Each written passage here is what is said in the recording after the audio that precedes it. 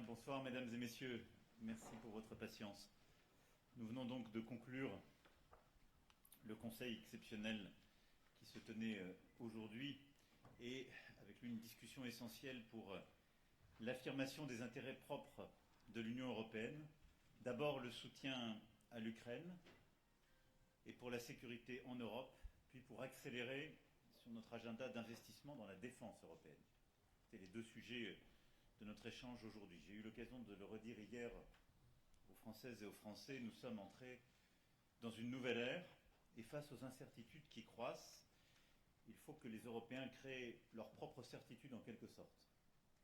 D'abord pour l'Ukraine, ce fut l'objet de notre discussion avec le président Zelensky, des conclusions adoptées puis de la discussion ce soir, et évidemment pour la sécurité des Européens à court terme et de manière plus structurelle à travers le plan que nous avons adopté. Je veux à cet égard remercier le président du Conseil européen, Antonio Costa, d'avoir permis cet échange et ces décisions du jour, et la présidente von der Leyen pour le plan qui nous a été soumis.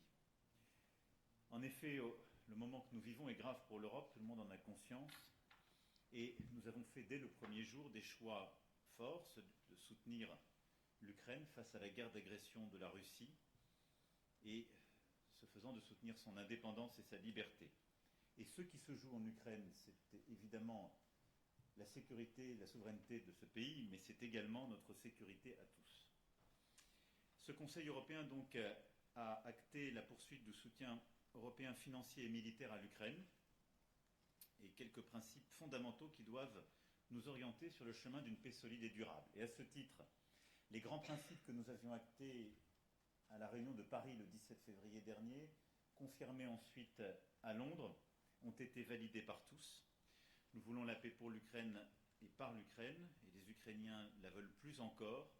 Le président Zelensky l'a lui-même redit ce midi. Nous voulons une paix solide et durable, c'est-à-dire une paix qui garantisse la souveraineté de l'Ukraine et qui ne soit pas une prime pour l'agresseur, ni une capitulation, ni un cessez-le-feu sans garantie, expérience que nous avons déjà vécue en 2014, je le rappelais là aussi hier. C'est la raison pour laquelle l'idée d'une séquence que nous avons soutenue en lien direct avec le président Zelensky, avec le Premier ministre Starmer et le chancelier Scholz, a été aussi longuement discutée aujourd'hui et approuvée par tous. L'idée que nous allions d'abord vers une trêve qui permette d'être mesurée et vérifiée, trêve dans les airs, sur mer et sur les infrastructures civiles, qui puisse ensuite permettre de discuter ce qui constitue les garanties de sécurité au sens large, qui vont du renforcement de l'armée ukrainienne à la présence de forces européennes ou non européennes sur le sol ukrainien, jusqu'à d'autres types de garanties. À ce titre, j'ai invité l'ensemble des collègues qui souhaitaient y participer à la réunion qui se tiendra à Paris le 11 mars prochain avec nos chefs d'état-major. À ce titre, et au-delà, la priorité évidemment est de soutenir l'Ukraine et son armée à très court terme. C'est les choix que nous avons faits tous de manière coordonnée ces derniers jours, en renforçant ou en accélérant les paquets d'aide déjà décidés ou en mobilisant nos principaux opérateurs pour faire face aux besoins les plus brûlants de l'armée ukrainienne. En 2025, l'Union européenne fournira à l'Ukraine 30,6 milliards d'euros au titre de la facilité pour l'Ukraine et de l'initiative ERA du G7, financée par, vous le savez, les intérêts des actifs russes immobilisés. Et nous avons confirmé la disponibilité des Européens à accroître en urgence notre soutien militaire à l'Ukraine et à répondre à ses besoins les plus pressants en matériel, en examinant aussi toutes les initiatives pour y parvenir. Au-delà de ces éléments de court terme, ce Conseil européen a décidé d'accélérer sur l'investissement en soutien à la défense européenne.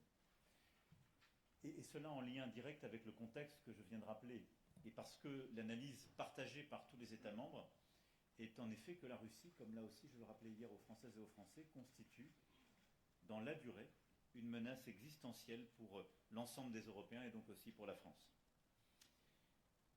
Nous sommes aussi convaincus, nous respectons que beaucoup de nos alliés historiques ont aujourd'hui d'autres priorités que l'Europe et qu'en effet nous ne pourrons plus toucher les dividendes de la paix. C'est ce constat qui nous a conduit dès 2017 à lancer un exercice stratégique inédit, puis à faire voter 2 lois de programmation militaire qui auront conduit à doubler le budget des armées françaises.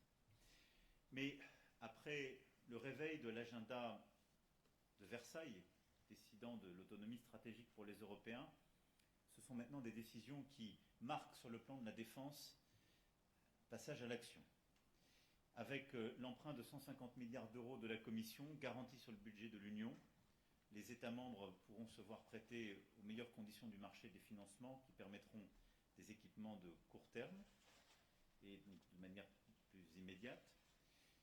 La décision ensuite de règles plus flexibles du pacte de stabilité et de croissance permettra de libérer des investissements de défense au niveau national par les États membres.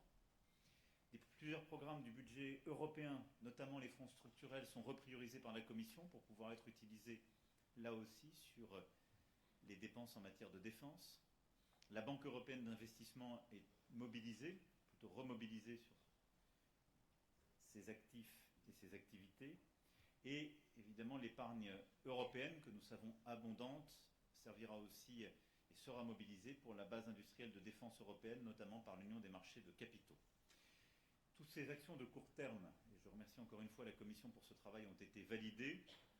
Nous avons aussi donné des orientations supplémentaires pour le livre blanc qui sera finalisé pour la mi-mars et qui permettra ensuite de préparer des décisions supplémentaires, en particulier de financement, parce qu'au-delà de la mesure de très court terme du prêt de 150 milliards, il faut trouver en effet des financements communs plus pérennes. J'ai pu là-dessus faire plusieurs propositions et je pourrai y revenir si vous le souhaitez dans les questions. Ce qui importe à mes yeux aussi, c'est la méthode derrière cela. C'est que nous avons évidemment besoin de dépenser davantage, d'investir davantage dans notre défense, mais ce que nous soutenons, c'est que ces dépenses ne soient pas de l'achat de matériel sur étagère qui, à nouveau, serait du matériel non européen. Et comme vous le savez, c'est ce que la France soutient depuis plusieurs années, ce qui a été là aussi acté, ce qui suppose de définir des domaines de priorité, ceux sur lesquels nous avons soit des dépendances, soit des concurrences entre des solutions européennes et non européennes. Défense aérienne et antimissiles, systèmes d'artillerie, y inclut les capacités de frappe dans la profondeur, missiles et munitions, drones et systèmes anti-drones, facilitateurs stratégiques y inclut pour le spatial et la protection des infrastructures critiques, mobilité militaire, cyber, intelligence artificielle et guerre électronique. Sur ces domaines-là, la méthode est d'identifier les meilleurs entrepreneurs et les meilleures entreprises que nous avons, les programmes déjà existants, essayer d'accélérer leur rythme et augmenter leur capacité de production, et demander à chaque État membre de réexaminer les commandes en cours pour voir s'il peut prioriser des commandes européennes. Revenir sur les règles aujourd'hui trop lourdes des procédures d'attribution, et donc simplifier les règles de passation de ces marchés. Revenir aussi sur les règles très coûteuses et non compétitives du retour géographique qui existe pour beaucoup de nos programmes. Le spatial étant sans doute l'un des premiers tests, et je le dis, un jour de succès spatial européen avec le tir d'Ariane 6. Nous y sommes donc, et c'est un véritable sursaut d'investissement européen qui est aujourd'hui décidé, qui n'est qu'une étape, avant donc le livre blanc, des décisions supplémentaires qui viendront dans ce semestre au niveau du Conseil, mais une articulation plus profonde, comme vous l'avez compris, de notre base industrielle et technologique de défense européenne. Ces décisions, pour moi, sont un élément clé de ce que j'appelais hier de mes vœux, et ce sur quoi nous sommes aussi mobilisés au niveau national. C'est-à-dire que compte tenu de la menace, et quoi qu'il advienne en Ukraine, nous avons besoin d'augmenter nos capacités de défense, et nous avons besoin de bâtir, sur les quelques années qui viennent, des capacités de défense autonomes pour les Européens.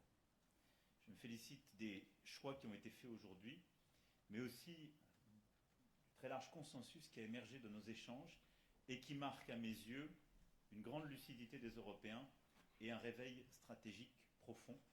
Nous aurons donc dans les semaines à venir à en tirer toutes les conséquences, sur le plan économique lors du prochain Conseil, sur le plan de la défense et de la sécurité dans les semaines qui viennent par de nouvelles décisions. Je vais maintenant répondre à vos questions.